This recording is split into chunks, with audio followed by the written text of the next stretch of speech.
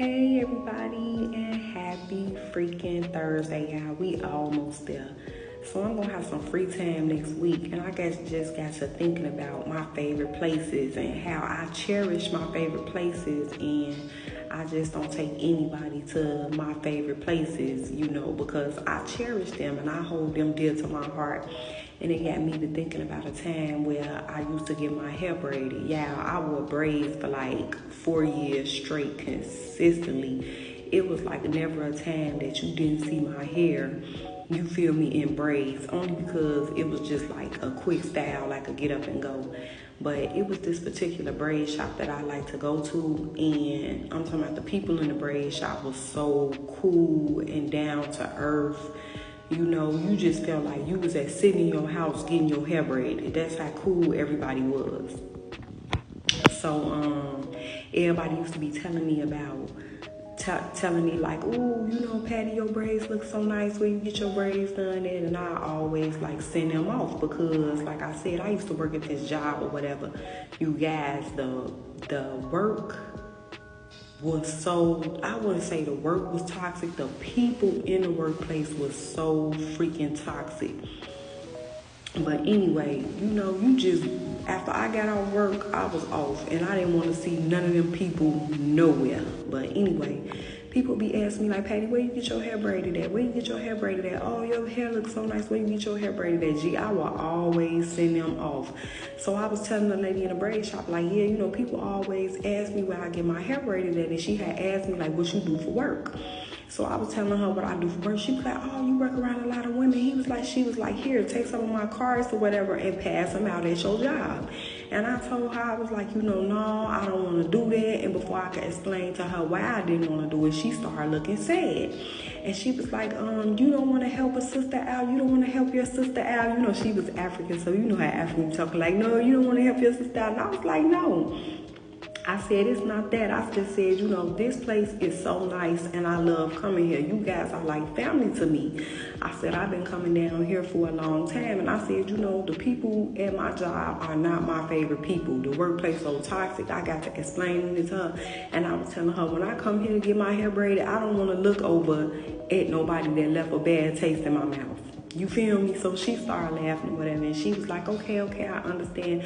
But I'm just like, I wonder if I'm the only one like that. Like, I don't tell people like my favorite places or places that I like to go to just because of that reason. I don't want to see you nowhere where I'm at. Yeah, so I got a favorite breakfast restaurant. Y'all know I love the movies. Like, I'm a big movie head. That's my thing. I love to go to the show. I love black and white movies or whatever. I even got a favorite movie theater up north that I like to go to. And I only take my son there. I never ever, like, let's say for instance, I go on a date with a guy. I wouldn't even take the guy that I'm dating, you're not even serious about them. I wouldn't even take a guy on a date to a favorite place that I like to go to, only because if things go south, you feel me, I don't want to see you nowhere where I'm at. You feel me? You know how people could be spiteful or whatever and try to bring somebody knowing that you're going to be there. You feel me? Try to bring somebody to a place that, that they know you gonna be at or whatever. Like I said, it just leaves a bad taste in your mouth. But I got a favorite breakfast restaurant, a favorite movie theater. I got a place that I like to go out and have drinks at. That's my favorite place in the world. Like when I come in there, people be like, hey, Patty, or whatever. Them is like my top 3 favorite places. You feel me? I even got a favorite place like that I love to go to and shop at on the side of, on the side of the city that I live in. And it's just like, gee, I don't like taking people to my favorite places. Like, I hold them places dear in my heart. The cheer song, everybody knows your name. Like, I like going there. People be like, hey, I haven't seen you in a long time. You feel me? Like, bro, if I'm not serious about you, you know what I'm saying, or I don't consider you a close friend, bro, I would never, ever take you to none of my favorite places. You feel me? Because, yeah, them my favorite places. That's somewhere where I love to be. And I don't want you making it, a place where I don't like to be. You feel me? But, yeah, whatever. Like, I'm like, am I the only one like that? And yeah, one day I was dating this guy, and I used to love to go to this specific little lounge or whatever.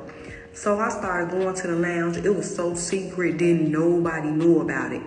And I was going out with him or whatever, and he and I worked together. And he knew I didn't like half of the people down there. You feel me? Like, I did not like them people. I couldn't stand working there. But it was good money, G. And I told him, like, this one of my favorite spots or whatever, you know, don't tell nobody. Because I know he had a habit of talking to every motherfucking body. He started telling people down at the job. Next thing I know, motherfuckers down at the job started popping up, you know, down there. And I ended up, you know, stopped going there. But it was a really nice place. Like I said, that's why I don't tell everybody my favorite places.